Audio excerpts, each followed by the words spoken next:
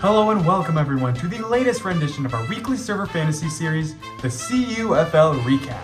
With an exciting Week 2 of NFL matchups decided, the scores and matchups for our server fantasy league have also been decided. This week was full of surprises as we're still getting a feel on where each team stands this season. So without wasting any more of your time, let's take a look and break down each of the matchups this week. Our first matchup was a strong victory for the Red 40 Ragers over the Columbus Clankers. Although the Ragers came into the matchup as a slight underdog, this team flipped the script on the Clankers and scored a convincing win.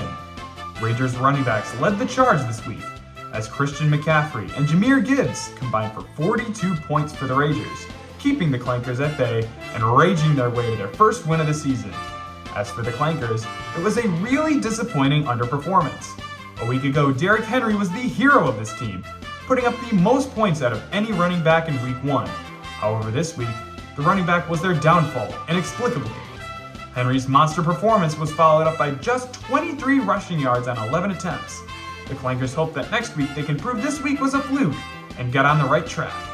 Our second matchup was a dominant win for the Bayside Birdbrains, who breezed past the Black Boulder Barbarians for their first win of the season. This week, the Birdbrains made their opponent look apoplectic and pathetic as can be, as a total of 140 points was the highest out of any team this season. Jamar Chase especially helped the Birdbrains fly to new heights, as his 36.5 points lit up the scoreboard and brought the Birdbrains their first win of the new season. For the Black Boulder Barbarians, this week was yet another hard counter.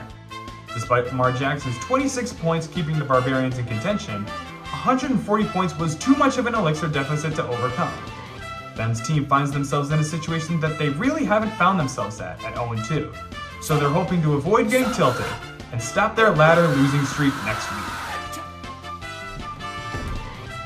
In our third matchup, Jersh handily took down the Carolina Cornballs. Jersh put up a really strong performance in Week 2, as Malik Neighbors' 38 points is as good as you can hope for from a receiver on the lowly New York Giants. His performance, in combination with James Cook's 26.5 points, led Jersh to his second win of the season, remaining as the only unbeaten team of the league. As for the Cornballs, they were playing with bad luck this week, as a 29.5 point performance by Jonathan Taylor unfortunately wasn't enough to keep pace. Oh, what a waste. Even still, getting back into the win column is going to take some midnight thoughts and some hard decisions from the Cornballs owner Josh. And to round out our Week 2 matchups, we have our weekly Absolute Cinema Game of the Week. For our Week 2 Game of the Week, we have Makima's BK employees barely outlasting a roaring comeback attempt by Finio and taking their first win of the season. The BK employees jumped out to an early lead this week, as yet another electric performance by Puka Nacua put 27.5 points on the board early. In addition, the BK employees got reinforcements from unorthodox methods, as Brandon Aubrey's 20 points is a mark rarely ever seen from the kicker position. As Makima's BK employees took an astounding 65-point lead late on Sunday night, it had looked like Team Finio was dead in the water. But despite the adversity and the 65-point deficit they faced, Finio did not buckle or yield, they locked in. Bijan Robinson, 19 points.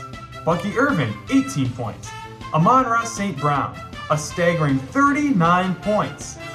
As we reached the second half of this matchup, Finio looked like a complete other team, as strong performances across the board brought them all the way back. But unfortunately, these late-game heroics were not enough for Team Finio, as their valiant comeback attempt fell just short, and Makima's BK employees managed to close out a hard-fought victory. Congratulations to the Red 40 Ragers, the Bayside Birdbrains, Jersh, and Makima's BK employees, each on getting a win this week. So now let's take a look ahead at our Week 3 matchups.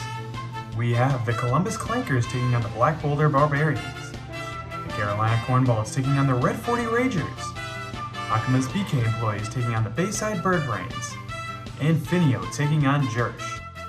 With the season still in its early stages and the majority of the teams stuck at 1-1, there's still a lot unknown about the hierarchy of this league.